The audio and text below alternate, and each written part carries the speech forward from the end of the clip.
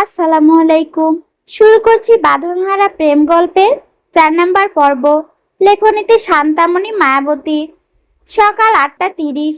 সূর্যের আলো চোখে পড়তেই রোদ পিটপিট করে চোখ খুলে সামনে তাকিয়ে দেখে শুভ্র দাঁড়িয়ে আছে রাগী চোখে তাকিয়ে। ভয়ে রোদের চোখের ঘুম ছুটে যায়, কিছু বলতে পারছে না। তাড়াতাড়ি উঠে বসে। শুভ্র রেগে গিয়ে বলে, জমিদারের মেয়ে না তুই যে এত সকাল পর্যন্ত ঘুমাবি? এই বাসায় কোনো কাজের লোক নেই, রান্না করবে কে? আর এতক্ষণ ধরে তোকে ডেকে যাচ্ছি, মরার ঘুম ঘুমাচ্ছিস? হ্যাঁ। রোদ মাথা নিচু করে আছে। শুভ্রর আগে রুম থেকে বেরিয়ে যায়। রোদ বিছানা থেকে উঠে ওয়াশরুমে ফ্রেশ হয়ে আসে, সকালে নাস্তা বানিয়ে রুমে নিয়ে আসে। রোদ রুমে ঢুকে মাথা নিচু করে দাঁড়িয়ে আছে। শুভ্র কিছু বলছে না, নাস্তা টি টেবিলের ওপর রেখে আবার রুম থেকে বেরিয়ে যায়। এখন প্রায় 11টা বাজে। রোদ এই বাড়ি ছাদে ছিল, পুরো বাড়ি ঘুরে ঘুরে দেখছে। ছাদ থেকে নেমে উদ্দেশ্য তার রুমে যাবে, ভালো করে শাওয়ার নিবে। রোদ যখন রুমে ঢুকে রুমে কেউ ছিল না। গোসল করে যখন বের হতে যাবে তখনই মনে পড়ে সে পরার জন্য কোনো কাপড় আনেনি, আর সে পরবেও বা কি। রোদ ওয়াশরুমের দরজা খুলে আশেপাশে তাকায়, দেখে কেউ আছে কিনা। ওয়ার্ডরোবের সামনে দাঁড়ায়। আপাতত কিছু একটা পরে নিতে হবে। ওয়ার্ডরোব খুলতে একটা শাড়ি দেখতে পায়। কিছুটা অবাক হয় রোদ, তারপর মনে মনে বলে, যাই হোক ভালো হয়েছে, শাড়িটা না পেলে তো কি যে হতো। তাড়াতাড়ি শাড়ি পরে নিতে নেয়। সমস্যাবাজি শাড়ি পরতে গিয়ে 20 মিনিট ধরে চেষ্টা করছে কিন্তু পারছে না। এমন সময় রুমের দরজা খুলে ভিতরে আসে শুভ্র। রোদ ভয়ে কাঁপতে থাকে। তার যে হাত থেকে শাড়ি পড়ে গেছে তার দিকে খেয়াল নেই। শুভ্রের নিঃশ্বাস নিতে যেন কষ্ট হচ্ছে, শ্বাস ভারী হয়ে আসে। অন্যদিকে ঘুরে রাগী কণ্ঠে বলে ওঠে, শাড়ির আঁচলটা উঠা বেয়াদব। শুভ্রের ধমকে হুঁশ আসে। তাড়াতাড়ি শাড়ির আঁচল উঁচিয়ে গায়ে পেঁচিয়ে নেয় কোনোভাবে। শুভ্র রোদের দিকে ফিরে তাকায়। রোদের সামনে এসে দাঁড়িয়ে বলে, শরীর দেখিয়ে আমাকে কাছে টানার ফন্দি আটছিস, তাই তো রোদ? সাবধান, শুভ্রকে উস্কানি দিলে তোর নিজের আগুনে তুই নিজেই পুড়বি। রোদ মাথা নিচু করে দাঁড়িয়ে আছে। লজ্জা অস্বস্তি তাকে চারিদিক থেকে ঘিরে ধরেছে। রোদ আমতা আমতা করে বলে, আমার কোনো ইচ্ছে নেই আপনাকে কাছে টানার, আমি তো শাড়ি পরছিলাম। শুভ্র তাতে দাঁত চেপে বলে, যে কাজ পারিস না সেটা করতে চাস কেন? হ্যাঁ। শুভ্র ওয়ার্ডরোবের সামনে গিয়ে একটা শার্ট বের করে রোদের মুখের ওপর ছুঁড়ে মারে, তারপর ধপধপ পা ফেলে রুম থেকে বেরিয়ে যায়।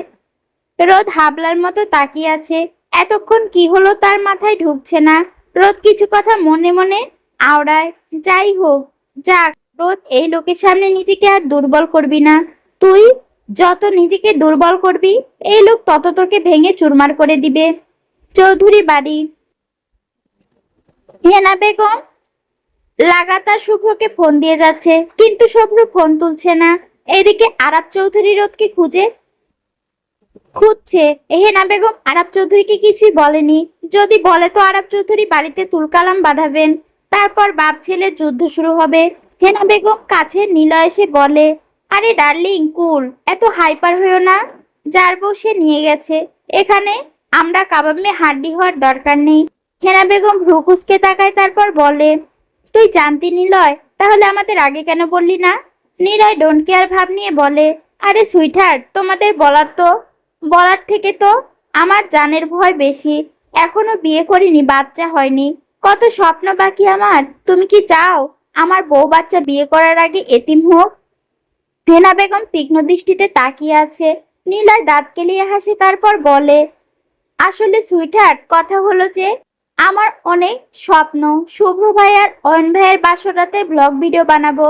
আর তোমরা যে বড় নাতি, সে তো মনে হয় না জীবনে বিয়ে করবে। আর রোজ যে তার বউ সেটা সে মনে রেখেছে, এটাই অনেক। তাই এত বড় সুযোগ হাতছাড়া করতে চাইনি, আর আমি আটকাইনি। ব্রো তার বউ নিয়ে গেছে, আর আমার মনে হচ্ছে যে ব্লগ ভিডিও তাড়াতাড়ি বানাতে পারবো, তারপর আমি ভাইরাল। নিলয় আবার একটু ভাব নিয়ে শার্ট ইন করে বসে তারপর বলে, দাদি, যদি সেলফি তুলতে চাও তুলতে পারো। আমি সেলিব্রিটি হয়ে গেছি। আমি সেলিব্রিটি হয়ে গেলে আমার দেখা কিন্তু পাবে না। অটোগ্রাফ লাগলেও নিতে পারো। হেনা বেগম রেগে গিয়ে উঠে দাঁড়ায়, তারপর বলে, গাধার বাচ্চা, দাঁড়া তুই। এই দাঁড়া, তোকে আমি জুতা মেরে ভাইরাল করব। তোকে ভাইরাল করাচ্ছি, দাঁড়া তুই। নিলয় বাসা থেকে দৌড়ে বেরিয়ে যায়। নিলয় বাসা থেকে বের হতে যাবে এমন সময় গেট থেকে নীলা আসে। নীলাকে দেখে নিলয় হাসি দিয়ে বলে, আরে খালাম্মা, আপনি এখানে? নীলা রেগে দাঁত কটমট করে বলে, কুদ্দুস খালু, সমস্যা কি আপনার? এমন করেন কে? আমারে ডিস্টার্ব করা ছাড়া আর কোনো কাজ নেই? না খালাম্মা, নেই। আপনারই ডিস্টার্ব করাই আমার একমাত্র কাজ। নীলা রাগে ইচ্ছে করছে বেটাকে খুন করতে। নীলা আর কিছু না বলে এখান থেকে চলে যায়। সে রোদকে নিয়ে অনেক টেনশনে আছে। শুভ্র রোদকে কই নিয়ে গেল কোনো কিছু তার মাথায় ঢুকছে না। কি করবে না করবে। বিকাল 5টা, ছাদের উপর দাঁড়িয়ে আছে রোদ। পশ্চিম আকাশে সূর্য ঢলে পড়েছে, এখনই অস্ত যাবে। আজকের মতো বিদায় নেবে সূর্য মামা। আবার একটা নতুন সকালের সূচনা নিয়ে উঠবে। রোদের খুব কষ্ট হচ্ছে। জীবন তাকে সবার কাছ থেকে অবহেলা, অপমান, কষ্ট ছাড়া কিচ্ছু দেয়নি। তার জীবনে যদি নতুন একটা সকালের সূচনা হতো, কোনো দুঃখ কষ্ট যদি না থাকতো। দীর্ঘশ্বাস ফেলে রোদ। মনে পড়ে যায় ছোটবেলার কিছু কথা। যখন শুভ্রের সাথে প্রথমবার বিয়ে হয়েছিল, সে তখন বুঝেনি বিয়ে মানে কি। সে তো তার শুভ্র ভাইয়ের সাথে পুতুল পুতুল পুতুল পুতুল পুতুল বিয়ে নিয়ে খেলছিল। কিন্তু যখন বুঝতে পেরেছে স্বামী শব্দ শুধু একটা শব্দ না, একটা মেয়ের ভালো থাকা খারাপ থাকা সব এই স্বামী নামক মানুষটার ওপর নির্ভর করে। একটা মেয়ে সব দুঃখ সুখ তার স্বামীকে ঘিরে থাকে। দিনের পর দিন, রাতের পর রাত তার স্বামীর অপেক্ষায় দিন কাটিয়েছে। তবে তার স্বামী কাছে থেকে অবহেলা, অপমান, আঘাত ছাড়া কিচ্ছু পায়নি। ফুপিয়ে কেঁদে ওঠে রোদ। কাঁদতে কাঁদতে বলে, হে আল্লাহ, আর কতদিন অপেক্ষা করলে একটা ভালো দিন আসবে আমার। রাত 12টা 30। রোদ জোরে জোরে চিৎকার করে কান্না করে ওঠে। এখন বাজে সন্ধ্যা 7টা। মাগরিবের নামাজ পড়ে বসে আছে রোদ। শুভ্র বাসায় নেই। এই একলা বাসায় সবাই ভীষণ মনে পড়ছে। পুরো বাড়ি ফাঁকা, কেউ নেই। এরকম একা কেউ থাকতে পারে? রাত 12টা 30। ঘুমের মধ্যে হঠাৎ কেঁদে ওঠে রোদ। অসহ্য পেটে ব্যথা, মনে হচ্ছে মরেই যাবে। শুভ্রের ঘুম ভেঙে যায়। দৌড়ে আসে রোদের কাছে। রোদ বিছানায় শুয়ে ব্যথায় কাতরাচ্ছে। শুভ্র রোদের মাথায় তুলে নিজের কোলে নেয়, গালে হাত দিয়ে বলে, রোদ, কি হয়েছে? এমন করছিস কেন? কি হয়েছে? রোদ ডুকরে কেঁদে ওঠে। শুভ্রের পেট জড়িয়ে ধরে কাঁদতে দেখে বলে, নানু, আমার পেটে ভীষণ ব্যথা হচ্ছে, খুব কষ্ট হচ্ছে, সহ্য করতে পারছি না। শুভ্র আর কিছু বলতে হয় না, সবটা বুঝে যায় সে। ঘুমের জন্য হয়তো শুভ্রকে নানু ভাবছে। রোদকে বিছানার উপর রেখে শুভ্র কিচেনে যায়। গরম পানি, হট ওয়াটার ব্যাগ নিয়ে পানি এনে রোদের পেটে দিয়ে দিতে থাকে। রোদ চিৎকার করে কাঁদছে, মনে হচ্ছে জানটা বেরিয়ে যাচ্ছে। শুভ্র রোদের মাথা কোলে নিয়ে বলে, এই রোদ, প্লিজ এভাবে কাঁদিস না, ঠিক হয়ে যাবে, একটু সহ্য কর। রোদ শুভ্রকে জড়িয়ে ধরে কাঁদছে। শুভ্রের অস্থিরতা যেন আরো বাড়ছে। কি করবে এত রাতে কিছুই বুঝতে পারছে না। শুভ্র রোদের কাছ থেকে উঠে রোদকে পেন কিলার খাইয়ে দেয়। রোদ আস্তে আস্তে পেটের ব্যথা কমে আসে। রোদ ঘুমিয়ে আছে। শুভ্র একধানে তাকিয়ে আছে রোদের দিকে। কিছু একটা মনে পড়তেই আগে চল শক্ত করে ফেলে। উঠে দাঁড়ায় শুভ্র, ধপ ধপ পা ফেলে বেলকনিতে চলে যায়। মাথা নিচু করে নিজের চুল টেনে ধরে। রাগে রিডি করতে করতে বলে, কেন এই মেয়ে? কিছু হলে আমি অস্থির হয়ে যাই। কেন কেন কেন? ও মরে যাক, তাতে আমার কিচ্ছু আসে যায় না, কিচ্ছু আসে যায় না, কিচ্ছু না। শুভ্রর মুখের কথাগুলো বললে মন থেকে মানতে পারছে না। সকাল 7টা 30। জানালার বেদ করে সূর্যের আলো চোখে পড়তে পিটপিট করে চোখ খুলে রোদ। বিছানা থেকে উঠতে গিয়েই উঠতে পারছে না। কোমরে ব্যথা যেন পুরো শরীর বিষ হয়ে উঠে আছে। আস্তে আস্তে ওপরে উঠে দাঁড়ায় বিছানা থেকে। ওয়াশরুমে গিয়ে লম্বা শাওয়ার নিয়ে বের হয়। চুল দিয়ে টপ টপ পানি পড়ছে। রোদ ধীর পায়ে হেঁটে মিররের সামনে দাঁড়ায়।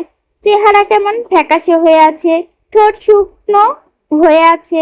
মেরুন রঙের একটা 3 পিস পরা। কালকে শুভ্র রোদকে 3 পিসটা দিল, জিজ্ঞেস করেনি কোথায় পেয়েছে। রোদ দীর্ঘশ্বাস ফেলে আস্তে করে পিছনের চুলগুলো সামনের দিকে এনে তোয়ালে দিয়ে মুছতে থাকে।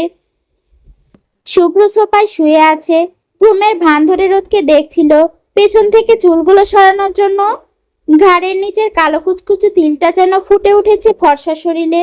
শুভ্র সমস্ত শরীর যেন কেঁপে ওঠে নিজের ভিতরে। খুব বাজে কিছু করে দেবার ইচ্ছেই হচ্ছে তার। শুভ্র ধীর পায়ে উঠে দাঁড়ায়, পিছন থেকে রোদকে জড়িয়ে ধরে। রোদ হকচকিয়ে ওঠে, কিছুটা অবাক হয়। মিররে আয়নায় শুভ্রকে দেখে ভয়ে কেঁপে ওঠে, পুরো শরীর ছিঁড়ে ওঠে। শুভ্র রোদের ঘাড়ে নাক ডুবায়, রোদ ভয়ে থরথর করে কাঁপছে। শুভ্র কিছুটা রাগ নিয়ে ঘাড়ে তিলে জোরে কামড় বসায়। রোদ ব্যথায় আ করে শব্দ করে ওঠে। শুভ্র এক হাত দিয়ে রোদের পেটে চেপে ধরে বলে, আমাকে উস্কানি দিস না রোদ, তার বিপরীতে তোকে পুড়তে হবে, তাই নিজেকে সামলে না। এইভাবে আমার সামনে নিজেকে ওপেন রাখিস না, আমি কিন্তু মোটেও ভালো মানুষ না, তাই সাবধান। শুভ্র রোদকে ধাক্কা দিয়ে সরিয়ে দিয়ে রুম থেকে বেরিয়ে যায়। রোদ ডুকরে কেঁদে ওঠে।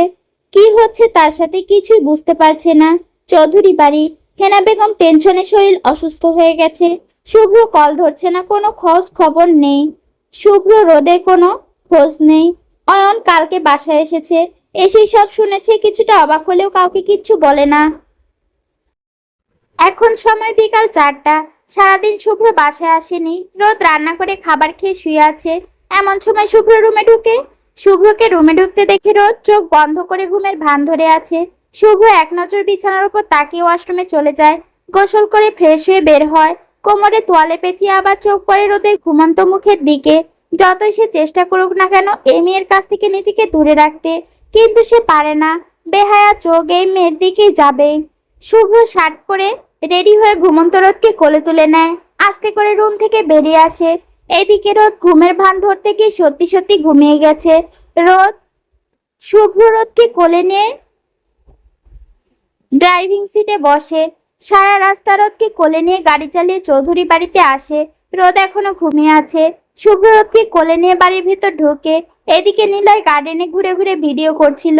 নীলাকে বাড়ির ভিতর ঢুকতে দেখে নীলার দিকে দৌড়ে যায়। নীলা কিছুটা অবাক হয়।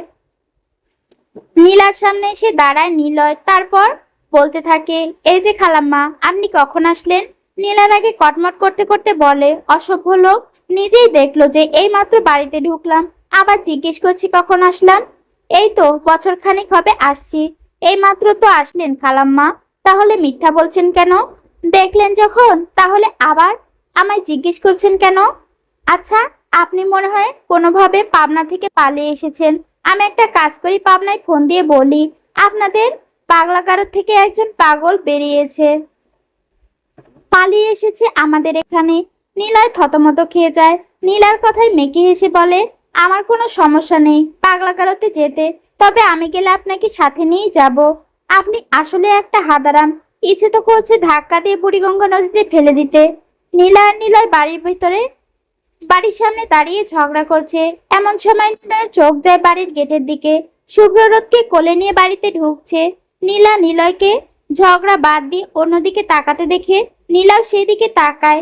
নীলা আর নিলয় মুখ হা করে তাকিয়ে আছে, কিছুই মাথায় ঢুকছে না।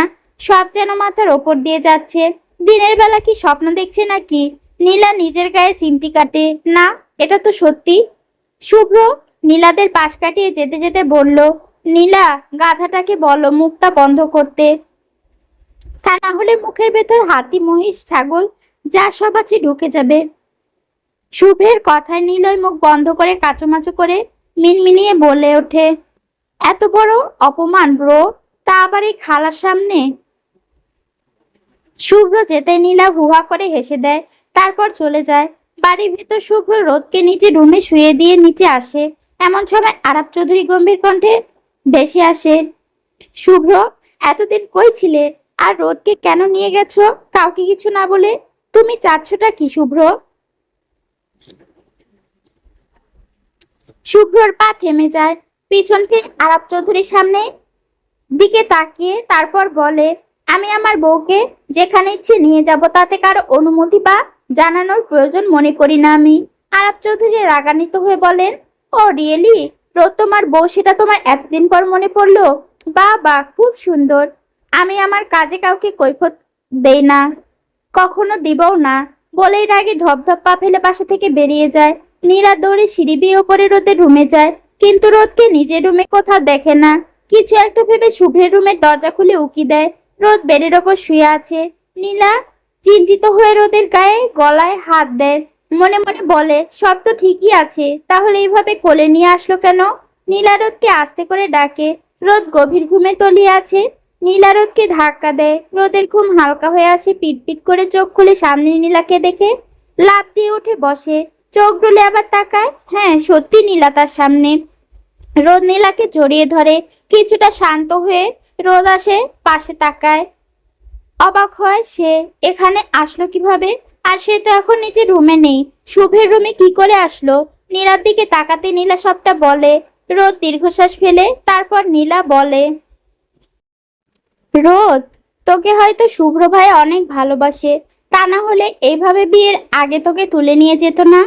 রোদ তাচ্ছিল হাসে, মনে মনে বলে, সে আমাকে কোনোদিন ভালোবাসে না রে নীলা। আমাকে আঘাত করার জন্যই বিয়ে করেছে, যাতে আমাকে সারা জীবন কষ্ট দিতে পারে। রোদ আস্তে করে বলে, বাদ দে নীলা এসব কথা। নীলা কিছু বলতে যাবে এমন সময় হেনা বেগম হন্তদন্ত হয়ে রুমে প্রবেশ করে। রোদকে জড়িয়ে ধরে সারা মুখে চুমু দিতে থাকে, পুরো শরীর দেখতে থাকে শুভ্র কিছু করেছে কিনা। নানু প্লিজ থামো, আমি ঠিক আছি। হেনা বেগম রোদের গালে হাত দিয়ে বলে, রোদ ঠিক আছিস তুই? রোদ শান্ত হয়ে বলে, আমি ঠিক আছি নানু, তুমি শান্ত হও। রোদ হেনা বেগম গত 2 দিনে যা যা ঘটেছে সব বলে। হেনা বেগম খুশি হলেও শুভ্রের হঠাৎই পরিবর্তন মেনে নিতে পারছে না। না, না জানি আবার কি ঘটায়। হেনা বেগম শুভ্রের ফোন দিয়ে অনেক বুঝিয়ে তারপর এই বাড়িতে রোদকে নিয়ে এসেছে। হাসি বেগম মুখ কালো, সে এতদিন কি কি হচ্ছে কিছুই বুঝতে পারছে না। আজ রাতেই দেখা করতে হবে তার সাথে। কেন জানি তার মনে হচ্ছে কেউ আবার কিছু জেনে জানি তো রিয়ার আগে পুষছে। শুভ্র এইভাবে এইসব খেলা দুলে মিশিয়ে দিবে। ইচ্ছে করছে এই রোদকে খুন করতে। অয়ন শুভ্রের প্রতিটা কথা ওপরে দাঁড়িয়ে সব শুনে। কিছু একটা হারিয়ে ফেলার তীব্র শূন্যতা কাজ করে তার মনের ভেতর। কি করবে কিছুই মাথায় আসে না। শুভ্র বাসা থেকে বের হয়, গেট থেকে বের হয়ে যাবে এমন সময় নিলয় শুভ্রের সামনে এসে দাঁড়ায়। দাঁত কিলিয়ে হেসে বলে, ব্রো বাসর কেমন হলো? বিড়াল ঠিকঠাক মতো মারতে পারছে তো? শুভ্রের আগে কটমট করতে করতে বলে, সামনে থেকে সর নিলয়। নিলয় হেসে বলে ওঠে, রেগে যাচ্ছ কেন ব্রো? বলো না, বিড়াল মেরেছ তো ঠিকঠাক মতো? আমার তো আবার তোমার বাসরাতের ব্লগ ভিডিও বানানো হলো না। শুভ্রর আগে চল শক্ত করে বলে, বিড়াল তো মারিনি, তবে তোকে মেরে তোর মুখের নকশা চেঞ্জ করে বিড়ালের মতো করে দেব, তারপর এই মুখ নিয়ে ব্লগ ভিডিও বানাবি গাধা। নিলয় ভয়ে ভয়ে তাকায় শুভ্রের দিকে, তারপর বলে, আমি তো মজা করে বলেছি, বলেই দৌড় লাগায় বাড়ির দিকে। শুভ্র চলে যায়। রাত 11টা। শুভ্র রোদের গলা চেপে ধরে বলে, তুই যদি ভেবে থাকিস যে আমি তোকে স্ত্রীর অধিকার দিব, নিজের কাছে টেনে নিব, তো ভুল। তুই আমার রুমে থাকবি, আমার আশেপাশে থাকবি, কিন্তু তারপরে আমার কাছ থেকে কখনো কোনোদিন ভালোবাসা পাবি না। আমি তোকে বিয়ে করেছি শুধু তোকে যন্ত্রণা দিতে, সারা জীবন তুই শুধু কষ্ট পাবি।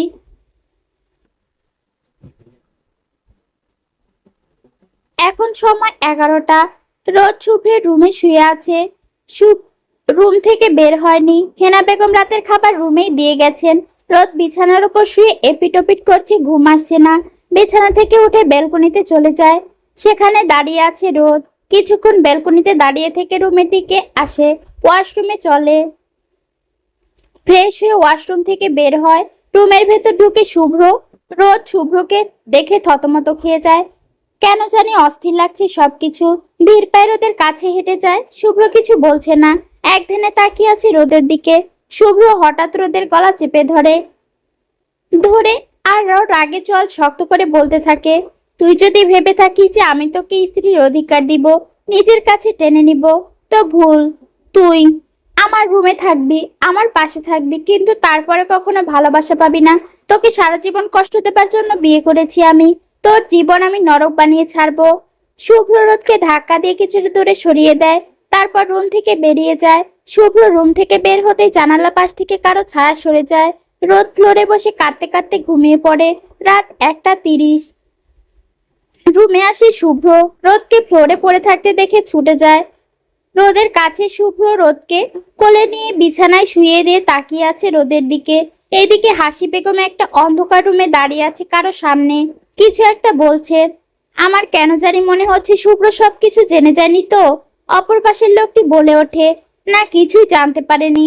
শুভ্র রোদকে বিয়ে করেছে শুধু প্রতিশোধ নিতে, তাছাড়া কিচ্ছু না। এত চাপ নেবার দরকার নেই।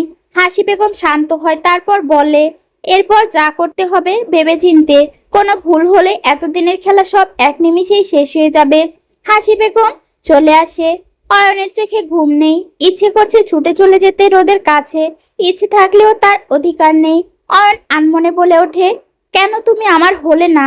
রোদ, আমি তোমাকে ছাড়া কি করে বাঁচবো? ভেবেছিলাম দাদিকে বলে তোমায় আমার বিয়ের কথা বলবো, যাতে তোমাকে আমি সারা জীবন আমার করে পাই। খুব আদর যত্নে রেখেছি, রাখতে চেয়েছি আমার হৃদয় পিঞ্জরে। তুমি, কিন্তু তুমি এখন অন্য কারো কাছে বন্দি। রোদ, আমি ভালো করে জানি শুভ্র তোমাকে ভালোবাসে না, নিজের উপর রাগ আর জেদ নিয়ে তোমাকে বিয়ে করেছে। আমি বেঁচে থাকতে তোমার ওই নরকে পুড়তে দেব না। যে করে হোক আমি তোমাকে এই নরক যন্ত্রণা থেকে মুক্ত করব। শুভ্র এখন রোদের দিকে তাকিয়ে আছে। যখন উঠে যেতে যাবে, রোদ শুভ্রের হাত টেনে ধরে। শুভ্র পিছন ফিরে তাকায়। শুভ্র যখন রোদকে কোলে নিয়ে বেডে শুইয়ে দেয়, তখন রোদের ঘুম ভাঙে। শুভ্র কি করেছে দেখার জন্য এতক্ষণ ঘুমের ভান ধরেছিল। রোদ শুভ্রের হাত ধরে নিজের দিকে টেনে দেয়। শুভ্র রোদের গায়ের ওপর পড়ে যায়। রোদ শুভ্রকে জড়িয়ে ধরে। রোদের লম্বা চুলগুলো খোলা এলোমেলো, কান্না করার জন্য চোখ মুখ লাল হয়ে আছে। শুভ্রের কেন জানি নেশা ধরে যাচ্ছে, আর কিছুক্ষণ এখানে থাকলে কিছু একটা ঘটে যাবে। শুভ্র উঠতে যাবে এমন সময় চোখ পড়ে রোদের ঠোঁটের দিকে। চোখের পানি টলমল করছে, মুখ ফুলে আছে, ঠোঁট দুটো কাঁপছে। শুভ্রের ঘোর লেগে যাচ্ছে। ধীরে ধীরে রোদের ঠোঁটের দিকে নিজের ঠোঁট এগিয়ে নেয়। রোদ চোখ বন্ধ করে নেয় আবেশে। এমন সময় কিছু একটা মনে পড়তেই শুভ্রের চোখ রক্তিম হয়ে যায়। রাগে পুরো শরীর কাঁপছে। রোদের চুলের মুঠি ধরে শুভ্র রাগে চসূচক শব্দ করে বলে, রূপ দিয়ে আমাকে বশ করতে চাইছিস? 400 গ্রাম ওজন তো হবে না শরীরে এইটুকু মেয়ে, যে কিনা শুভ্র চৌধুরীকে শরীর দেখিয়ে কাছে পেতে চাইছে। চুলের ব্যথায় রোদের চোখ দিয়ে পানি পড়ছে। শুভ্র আবার রেগে গিয়ে বলতে থাকে, এই তোর বয়স কত? হ্যাঁ, এইটুকু টিকটিকির বাচ্চা, সে আসছে আমার সাথে ইন্টিমেট করতে। আমি তোকে কতবার বলেছি আমাকে উস্কানি দিস না রোদ, তার বিপরীতে তোকে ভয়াবহ কিছু সহ্য করতে হবে। রোদ ফুপিয়ে কেঁদে ওঠে। রোদের এখন ভীষণ ভয় লাগছে। এতক্ষণ কিসের ঘরে কি করেছে সে নিজেও জানে না। শুভ্র রাগী চোখে তাকিয়ে বলে, চুপ, একদম চুপ, একবারে মেরে ফেলবো। একটা শব্দ করলে আমার সামনে নিজেকে ওপেন করে রাখিস। কতবার বারণ করেছি, আমি কিন্তু ভালো মানুষ নই রোদ, এক চুল পরিমাণও ছাড় দিব না তোকে। শুভ্র রোদকে ছেড়ে রুম থেকে বেরিয়ে যায়। সকাল 8টা। শুভ্র সেই সকাল সকাল বেরিয়ে যায় অফিসের কাজে। রোদ ঘুমিয়ে আছে এখনো। শরীর অসুস্থ থাকায় হেনা বেগম আর ডাকেনি। রিয়া শুভ্রের রুমে ঢুকে রোদের মুখে এক জগ পানি ঢেলে দেয়। লাফ দিয়ে ঘুম থেকে উঠে যায় রোদ। সামনে তাকিয়ে দেখে রিয়া। রোদ কিছুটা অবাক হয়। সকাল সকাল রিয়াকে দেখে ভ্রু কুঁচকে রোদ বলে, রিয়া আপু কি করছো? এভাবে পানি ঢেলে দিলে কেন? রিয়া কিছু না বলে রোদের কাছে এসে বিছানা থেকে হাত ধরে টান দিয়ে দাঁড় করায় চুল চেপে ধরে বলে, এই রূপ দেখিয়ে শুভ্রকে ফাঁসিয়েছিস তাই না? এখন তো রুমটাও দখল করেছিস। যতই যা করি শুভ্র তোকে কোনোদিন স্ত্রীর অধিকার দিবে না, আর না তোকে ভালোবাসবে। শুভ্র শুধু আমার। বলেই ধাক্কা দেয় রিয়া। রোদ টি টেবিলের পাশে গিয়ে পড়ে টি টেবিলের ফল কাটা ছুরি হাতে নিয়ে উঠে রেগে গিয়ে রিয়ার গলা চেপে ধরে ধরে বলে, আমার স্বামী আমাকে ভালোবাসুক না বাসুক সেটা পুরোপুরি আমার ব্যাপার। আর রইল তো তোর মতো ডাস্টবিনের কথা। তুই কি ভাবছিস সব বিষয় আমি সহ্য করলে আমার স্বামীকে তুই আমার থেকে কেড়ে নিবি? তোকে আমি নিয়ে আজে বাজে কথা বলবি, তাকে নিয়ে আজে বাজে কথা বলবি, আমি সহ্য করব? হ্যাঁ। রোদ চোখ দিয়ে যেন আগুনের ফুলকি বের হচ্ছে। ছুরি আরো গলায় সাথে চেপে ধরে দাঁত কটমট করে বলে, আমি সবার অত্যাচার সহ্য করলেও আমি নিজের স্বামীকে নিয়ে কারো কাছ থেকে কম্প্রোমাইজ করব না। আর শুভ্রের রুচি এতটাও নিচে নেমে যায়নি তোর মতো ডাস্টবিনে হাত দিয়ে নিজেকে নোংরা করবে। রিয়া ভয়ে ঢোক গিলে এ কাকে দেখছে সে তো ভাবছিল রোদকে অত্যাচার করবে, ভয় দেখাবে, তারপর শুভ্রের জীবন থেকে সরিয়ে দেবে। কিন্তু উল্টো সে তো ভয় পেয়ে ফেসে গেল। রোদ ধাক্কা দিয়ে রিয়াকে সরিয়ে দেয়। রিয়া ফ্লোরে পড়ে যায়। রোদ রাগি চোখে তাকিয়ে বলে, শুভ্র চৌধুরীর বউ আমি, আমাকে এতটা অবলা মনে করিস না। রোদ ধপ পা ফেলে ওয়াশরুমে চলে যায়।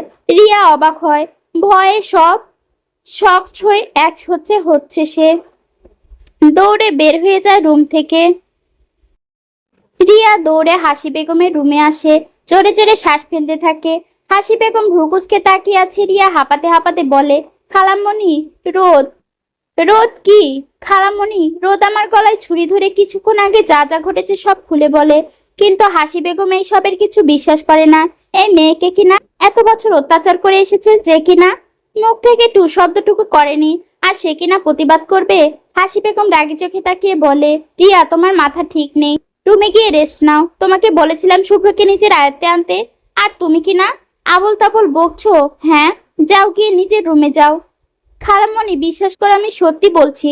হাসি বেগম রাগি চোখে তাকায়। রিয়া মাথা নিচু করে রুম থেকে বেরিয়ে যায়। রোদ ফ্রেশ হয়ে বের হয়, রুম থেকে নিচে আসে। মীরা বেগম কিচেনে কাজ করছে। রোদকে দেখে সে রান্নাঘর থেকে বেরিয়ে নিজের রুমের দিকে যায়। রোদের চোখের পানি টলমল করে। এই মীরা বেগম তাকে খুব ভালোবাসতেন এক সময়, নিজের মেয়ের থেকেও বেশি। কিন্তু গত 7 বছর ধরে রোদকে এড়িয়ে যান। একা কোথাও দেখলে বা থাকলে রোদকে দেখলে পাশ কাটিয়ে চলে যায়। রোদ সকালের নাস্তা করে বাড়ির বাইরে গার্ডেনের দিকে যায়। এমন সময় চোখে পড়ে নীলা আর নিলয়ের দিকে। নীলা নিলয়ের চুল ধরে আছে, নিলয় নীলার চুল ধরে আছে, আর দুজনে ঝগড়া করছে। রোদ মুখে হাত দিয়ে দাঁড়িয়ে আছে। এরা বাচ্চাদের মতো কি শুরু করেছে? কিছুক্ষণ আগে নীলা রোদকে দেখতে চৌধুরী বাড়িতে আসে। এমন সময় নীলা এসে সামনে দাঁড়ায়। নীলা বিরক্তিতে চোখ মুখ কুঁচকে ফেলে, মনে মনে বলে, মোর জ্বালা, এই বাড়িতে আসলেই গাধাটার মুখ দেখতেই হবে। হ্যাঁ।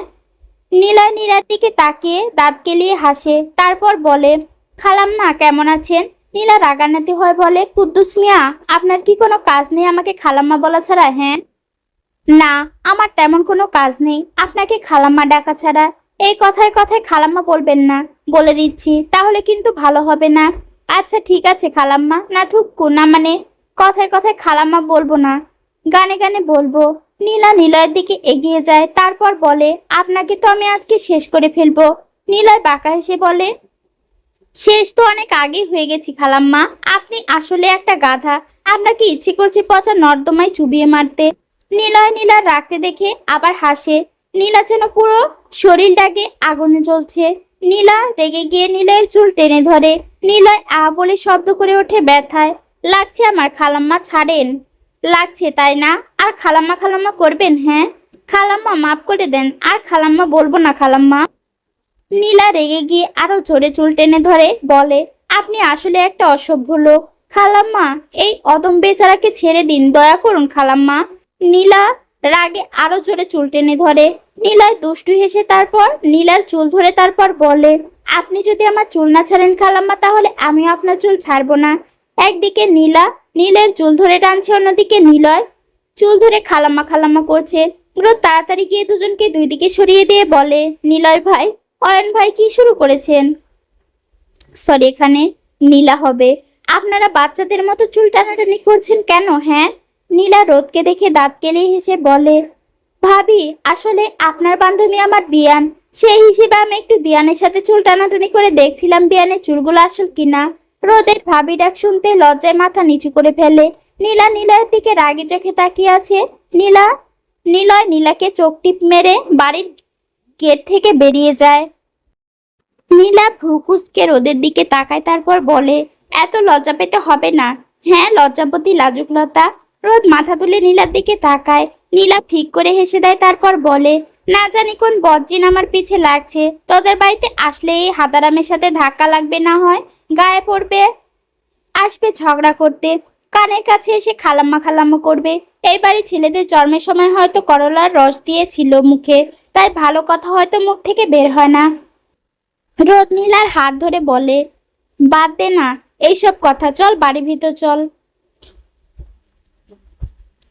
নীলা রোদ বাসার ভিতরে যায়। সিঁড়ি দিয়ে নামছে। আরাব চৌধুরী হেনা বেগম সোফায় বসে পান খাচ্ছেন। আরাব চৌধুরী রোদের পাশে এসে দাঁড়ায়, তারপর বলে, রোদ মা, তুমি কেমন আছো?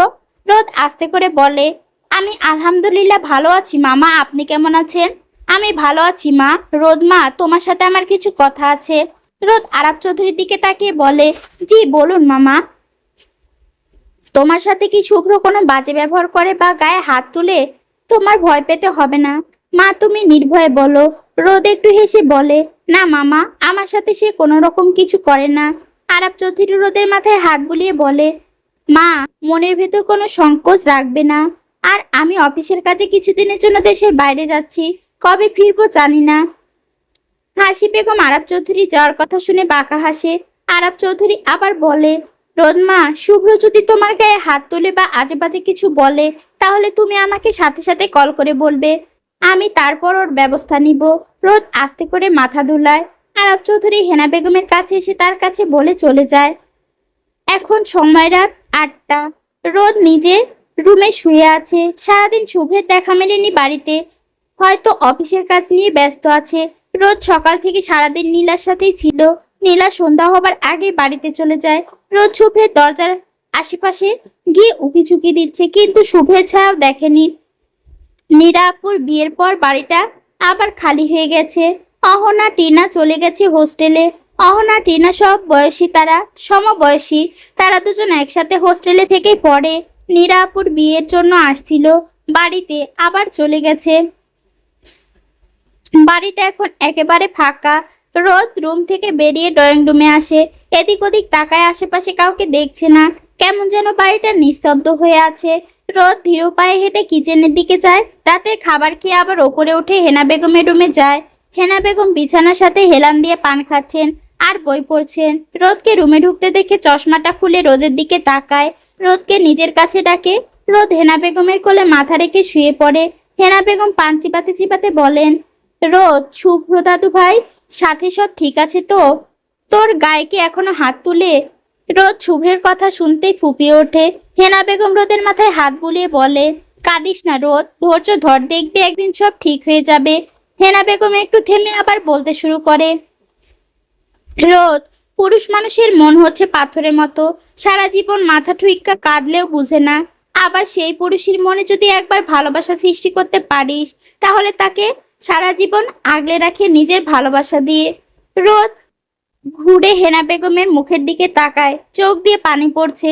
হেনা বেগম রোদের চোখের পানি মুছে মুচকি হাসে, তারপর আবার বলে, রোদ, নিজেকে দুর্বল করিস না, আর নিজের অধিকার তুই এখন নিজেই বুঝে নে। শুভ্র, এখন তোর আইনি ভাবেও স্বামী পুরোপুরি অধিকার আছে তোর শুভ্রের ওপর। তুই নিজে যদি প্রতিবাদ না করিস, তাহলে দিনের পর দিন তোর ওপর অত্যাচার আরো বাড়বে।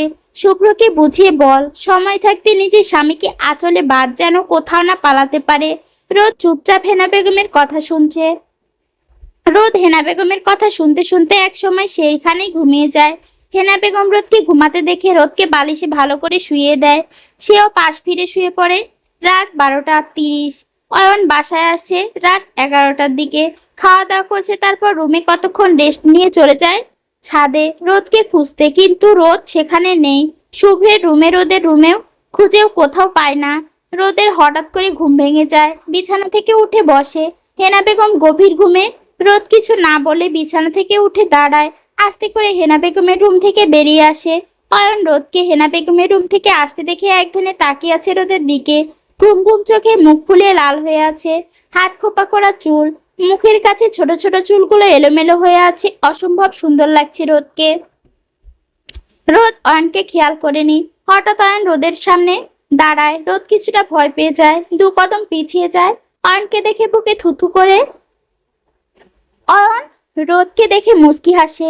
অয়ন রোদকে উদ্দেশ্য করে বলে, রোদ, তোমার সাথে আমার কিছু কথা আছে। রোদ আস্তে করে বলে, জি বলুন ভাইয়া। এখানে না, ছাদে চলো। ভাইয়া এখানেই বলেন। প্লিজ রোদ, চলো, একটুখানি সময় মাত্র। রোদ অয়নের মুখের দিকে তাকিয়ে ছাদের দিকে হাঁটা দেয়। অয়নও রোদের পিছু পিছু হাঁটা দেয়। রোদ ছাদে এসে দাঁড়ায়। অয়নকে উদ্দেশ্য করে বলে, জি ভাইয়া বলুন, কি বলবেন? অয়ন মাথা চুলকাচ্ছে। রোদ ভ্রু কুঁচকে তাকিয়ে আছে। ভাইয়া কি হলো, কিছু বলছেন না কেন? অয়ন এখনো চুপ করে আছে। রোদ বিরক্তিতে নাক মুখ কুঁচকে ফেলে। যখনই ছাদ থেকে যেতে যাবে, অমন সময় অয়ন রোদের হাত টেনে ধরে বলে ওঠে, আই লাভ ইউ রোদ, আই রিয়েলি লাভ ইউ। রোদ অবাক হয়ে অয়নের দিকে তাকায়, তারপর বলে, কি সব বলছেন অয়ন ভাই? আমি ঠিকই বলছি রোদ, আমি তোমাকে চাই রোদ, আমি তোমাকে ভালোবাসি, খুব বেশি ভালোবাসি। যে কোনো মূল্যে তোমাকে আমার চাই। প্লিজ তুমি আমাকে ফিরিয়ে দিও না। রোদের চোখে পানি টলমল করছে। রোদ বলে, অয়ন ভাই, আপনার মাথা ঠিক নেই, প্লিজ আমার হাতটা ছাড়ুন, আমাকে যেতে দিন। অয়ন যেন বদ্ধ উন্মাদ হয়ে গেছে। রোদের হাত টেনে ধরে রোদকে জড়িয়ে ধরে বলতে থাকে, তোমাকে আমি কোথাও যেতে দেব না রোদ, তুমি শুধুই আমার। আমি জানি শুভ্র তোমাকে ভালোবাসে না। শুভ্র শুধু তোমাকে কষ্ট দেওয়ার জন্য বিয়ে করেছে। আমি তোমাকে কোনো কষ্ট পেতে দিব না রোদ। তুমি শুভ্রকে ছেড়ে আমার কাছে চলে আসো। আমি তোমাকে আমার আদর ভালোবাসা দিয়ে সারা জীবন আগলে রাখবো।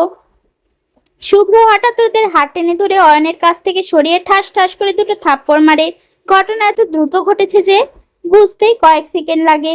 কিছুক্ষণ আগে সারাদিনের ব্যস্ততা শেষ করে বাড়িতে ঢুকে শুভ্র সিঁড়ি দিয়ে উঠতে গিয়ে হঠাৎ চোখ পড়ে অয়নের দিকে।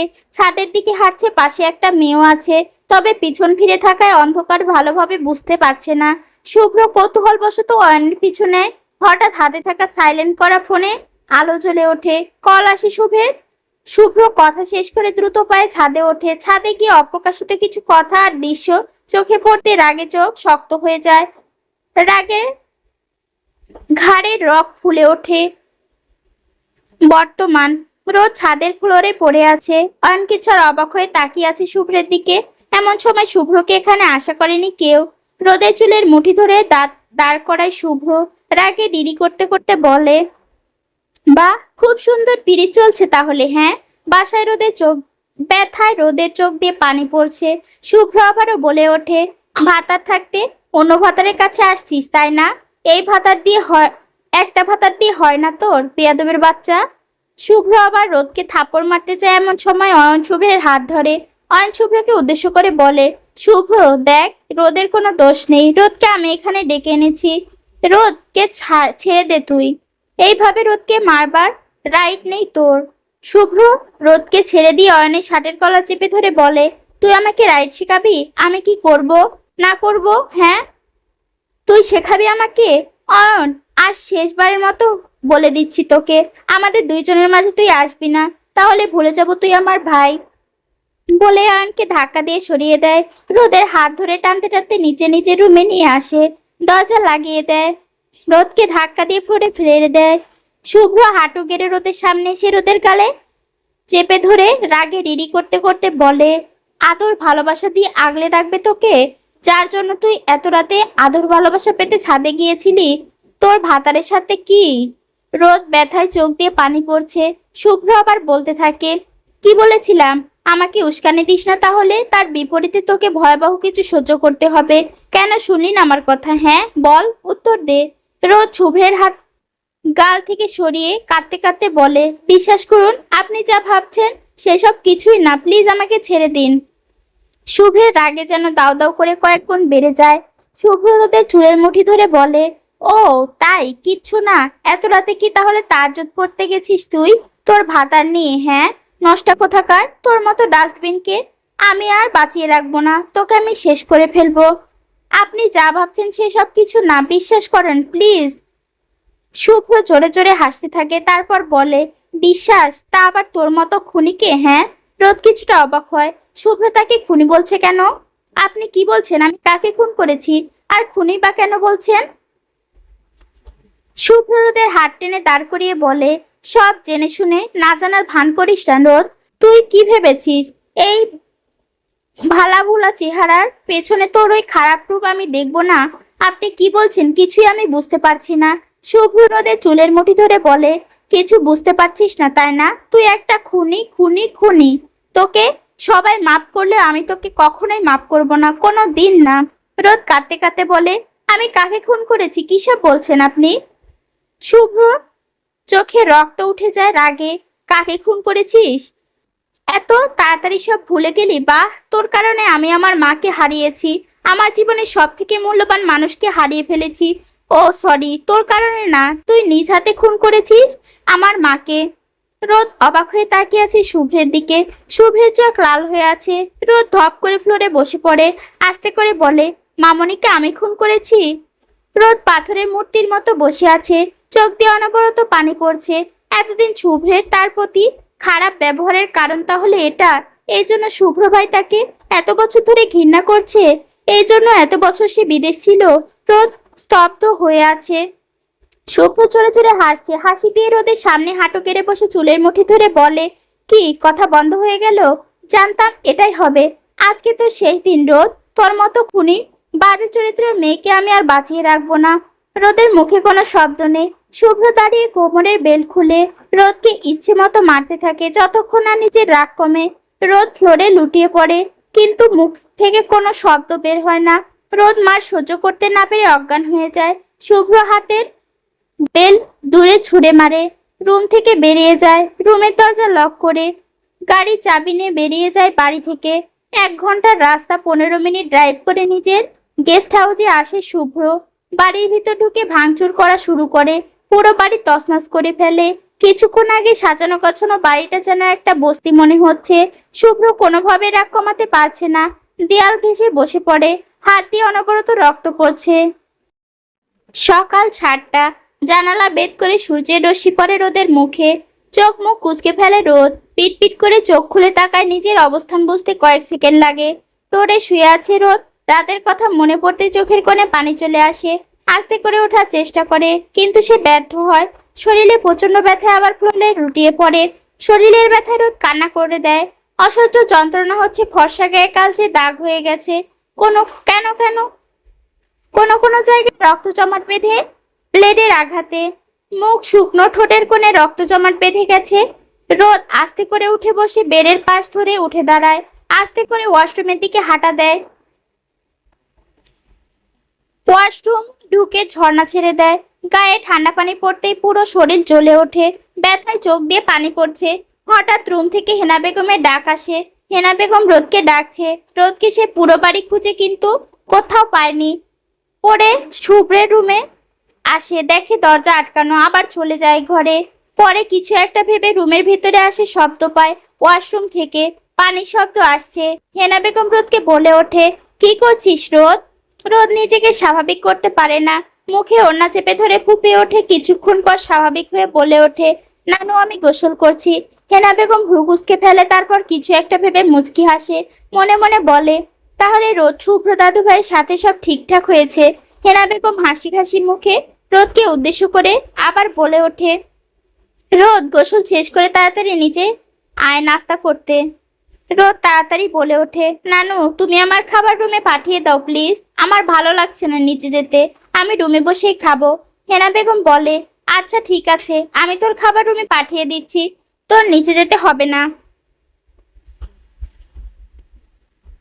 হেনা বেগম রুম থেকে বেরিয়ে যায় খুশি খুশি মনে।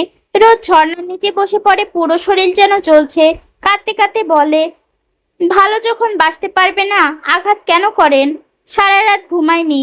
শুভ্র ড্রয়িং রুমে দেয়ালের সাথে হেলান দিয়ে বসে আছে, হাত থেকে রক্ত পড়তে পড়তে শুকিয়ে গেছে, চোখ দুটো এখনো লাল।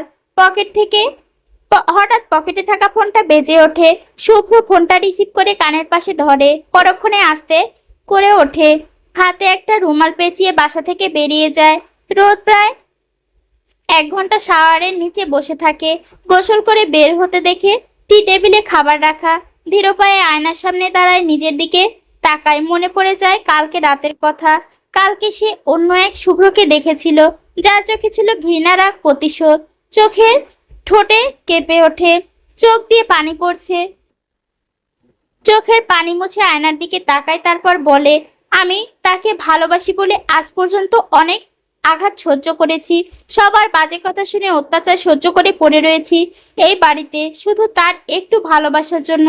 আর শুধু ভেবেছি সে হয়তো আমাকে একদিন না একদিন ঠিকই বুঝবে, কিন্তু না, আমার ভাবনা মিথ্যা ছিল। তার মতো নিষ্ঠুর মানুষ কাউকে ভালোবাসতে পারে না।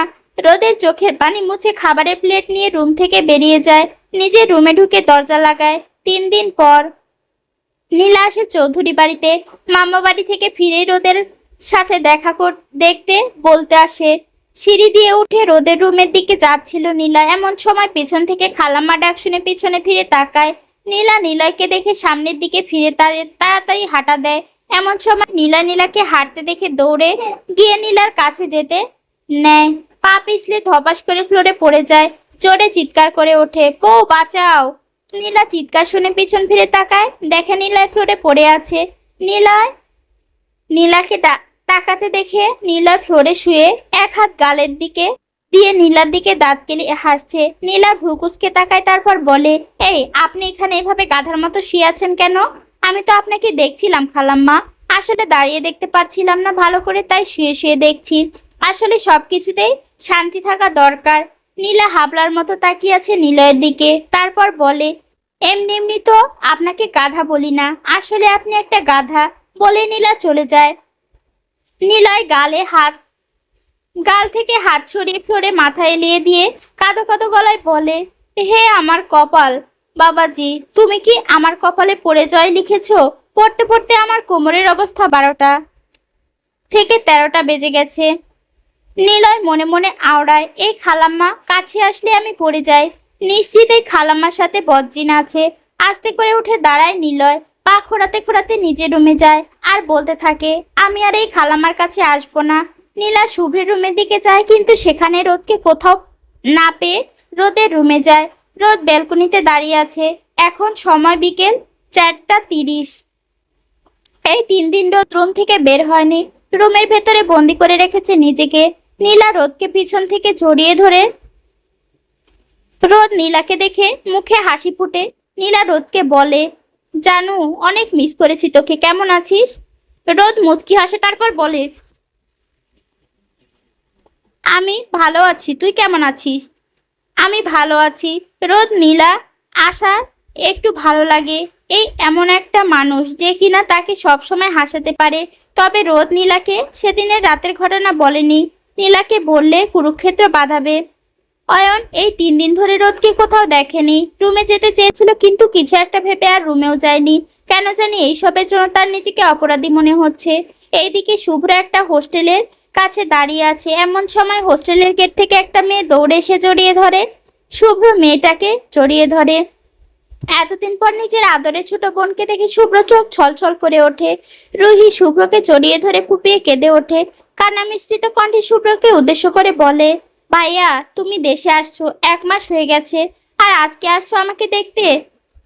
শুভ্র রুহির মাথায় হাত বুলিয়ে বলে, অনেক কাজে ব্যস্ত ছিলাম রুহি, তার জন্য দেখা করতে পারিনি। রুহি মুখ ফুলিয়ে অন্যদিকে তাকিয়ে ফিরে তাকায়। শুভ্র বোনের অভিমান ভাঙাতে কানে হাত দিয়ে বলে, সরি বুড়ি, আর এমন হবে না, তুই এইবারের মতো মাফ করে দে। রুহি শুভ্রর দিকে তাকিয়ে বলে, মাফ করতে পারি, তবে এক শর্তে। কি শর্ত বল, আমি সব শর্তে রাজি। সত্যি তো ভাইয়া? তাহলে প্রমিস করো। ওকে প্রমিস। রুহি শুভ্রের দিকে তাকিয়ে বলে, আমি বাড়িতে যেতে চাই ভাইয়া, তুমি আমাকে না করতে পারবে না। আমি আর হোস্টেলে থেকে পড়াশোনা করতে পারবো না। আমি দাদুকে দেখতে চাই, আব্বুকে দেখবো। রোদকে অনেকদিন থেকে দেখি না। শুভ্রের কপাল কুঁচকে যায়, রাগি চোখে তাকিয়ে আছে রুহির দিকে। এটা কখনোই সম্ভব নয়। না, আমি তোকে এই বাড়িতে নিব কখনোই। রুহি চোখ টলমল করছে, যে দেখিয়ে শুভ্রকে উদ্দেশ্য করে বলে, তুমি যদি আমাকে বাড়িতে না নিয়ে যাও, তো আমি এখান থেকে যেখানে ইচ্ছে চলে যাব। শুভ্র রেগে গাড়িতে উঠে চলে যায়। রুহির চোখ দিয়ে পানি পড়ছে, চোখ পানি নিয়ে হোস্টেলের দিকে হাঁটা দেয়। 7 বছর বেশি হয়ে গেছে নিজ বাড়িতে যায় না রুহি, এমনকি কারোর সাথে যোগাযোগ পর্যন্ত হয় না। শুভ্র বিদেশ যাওয়ার আগে রুহিকে হোস্টেলে রেখে যায়, তারপর বিদেশ গিয়ে মাঝে মাঝে সব খোঁজ খবর নিত। রুহি কান্না করতে করতে হোস্টেলের ভিতর চলে যায়। এত বড় পরিবার থাকে, তাকে এই হোস্টেলে থেকে পড়ে থাকতে হবে। রাত 12টা। রোদ রুমে ব্যালকনিতে দাঁড়িয়ে আছে, কিছুতেই চোখে ঘুম ধরা দিচ্ছে না। মনে সুখ না থাকলে কি চোখে ঘুম ধরা দেয়? আর সে তার বিশ্বাসের কাছে লজ্জিত। রোদ আগের থেকে অনেকটা চুপচাপ হয়ে গেছে, প্রয়োজন ছাড়া রুম থেকে বের হয় না, নিজেকে যেন 4 দেয়ালে বন্দি করে রেখেছে। আজ 3 দিন পর বাড়িতে আসে শুভ্র। এই 3 দিন একটা বারের জন্য বাড়িতে আসেনি। রুমে গিয়ে কিছুটা অবাক হয়, রোদ নেই, কোথাও নেই। কিছু একটা ভেবে ওয়াশরুমে চলে যায়। ফ্রেশ হয়ে ক্লান্ত শরীরে বিছানায় এলিয়ে দেয়, হারিয়ে যায় ঘুমের রাজ্যে। সকাল 10টা। গাড়ি নিয়ে এয়ারপোর্টের উদ্দেশ্যে যাচ্ছে শুভ্র। আজ তার সব থেকে কাছের বন্ধু আসবে, তাকে রিসিভ করতে যাচ্ছে। হঠাৎ গাড়ির সামনে এসে কেউ পড়ে, সাথে সাথে শুভ্র গাড়ি ব্রেক করে।